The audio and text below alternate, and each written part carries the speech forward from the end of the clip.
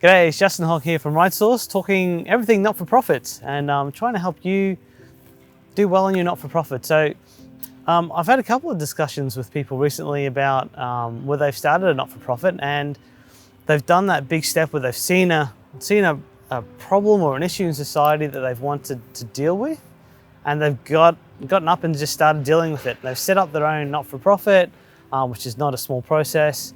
And it's sort of getting to that point where they've been doing everything sort of on the kitchen table at their house, and they've been able to sort of drive it from there. But it's getting to a point where they need to start looking at, well, it's getting too big to do on the kitchen table anymore. So how do we get this off the kitchen table?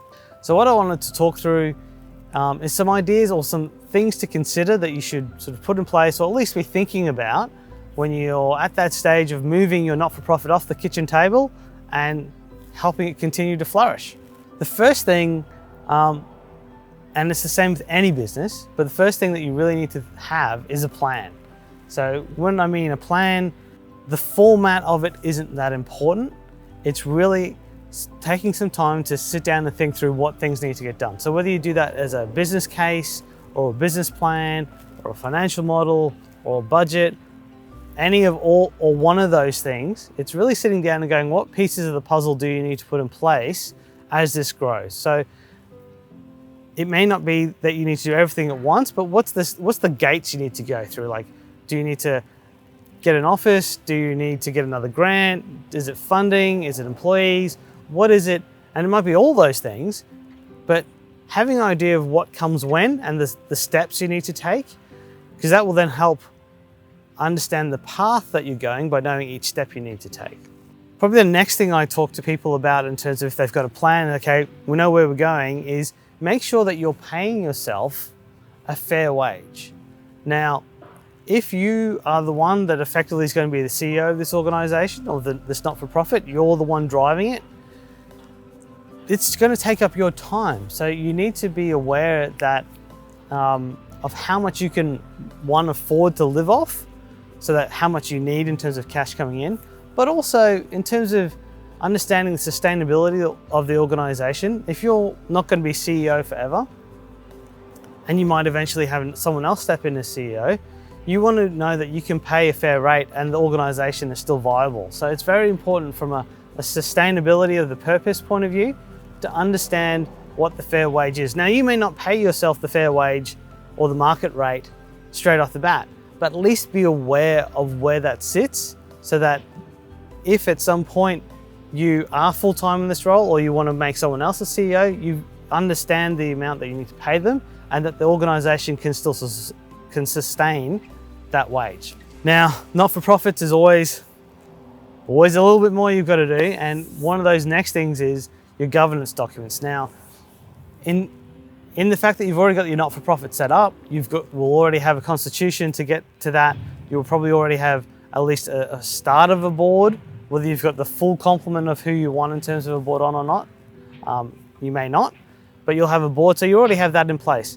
What then needs to start slotting in as you get bigger and becomes more important as you get bigger is your governance documents. So this is a whole raft of things. And there's also where a pro bono company secretary can add a lot of value in helping just slowly tick these off as you go.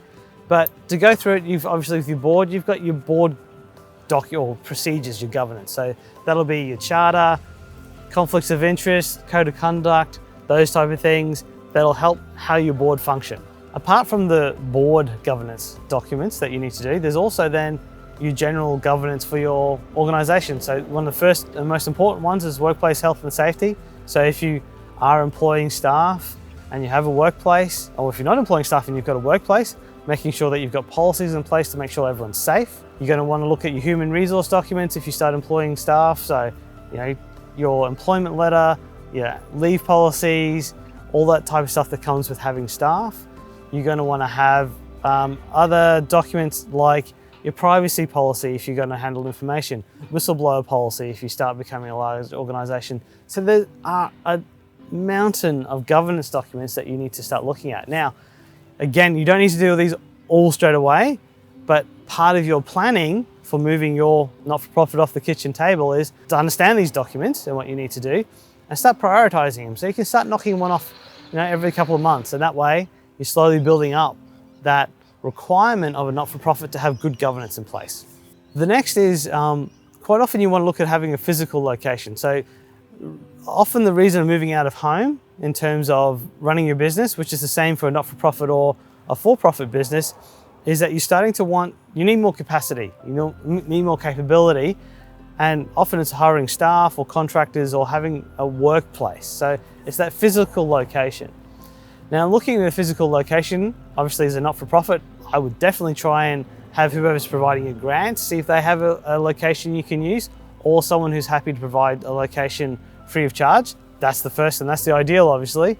But if you can't do that and you are going to rent a space, make sure that you are getting help with the legal documents, because they are a legal document and you are committing to future costs. So you want to also look at that from a lease term perspective. That's very important. Like if you're having to sign a 5-year lease, well, you're committing to 5 years of expenditure. So you want to be able to be comfortable that you'll be able to meet that obligation, or be aware of the lease term and look at maybe a month by month or a year by year term. So that way it's smaller bites and you're not committing yourself to as long a term, because you don't know what's going to happen.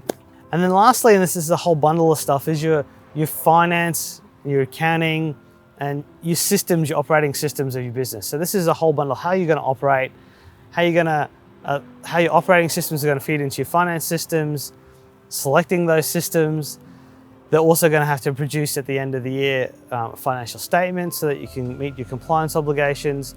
So understanding those systems, who's going to run them, whether you're going to do them yourself, whether you've got someone on the board who can help you with that skill set, or whether you need to outsource them or get some additional help with those systems. But that's the functioning of your organization. And as you grow, you're going to need those systems to help maintain and support the capacity as you grow.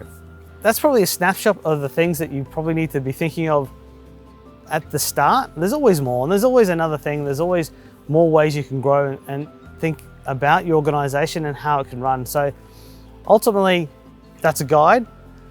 I would implore everybody who's looking to do that to get some help with that from someone who's worked in a not-for-profit organization, whether that be, and it doesn't actually matter what their skill set is. It could be finance, it could be operations, it could just be governance, it could be in an industry or a service that's actually totally unrelated to yours, but at least they'll understand the challenges you provide. So I think having someone you can bounce that off is probably the most important thing, because not-for-profits are like any business in starting it up, and it's complex. But then there's also just a little bit more when it's coming to not-for-profits that just makes it that little bit more challenging. That's it for today's video in terms of not-for-profits and getting off the kitchen table. If there's anything else in terms of not-for-profit, we've got some other videos on the YouTube channel. Feel free to subscribe, and that way you'll get kept up to date with videos that keep coming through in terms of the not-for-profit space and helping you manage your not-for-profit. If you've got any other questions, feel free to chuck them in the comments below, or check me out on LinkedIn, send me a message. Happy to connect and happy to help you and your not-for-profit flourish. It's Justin Hogg from RightSource. I'll talk to you next time.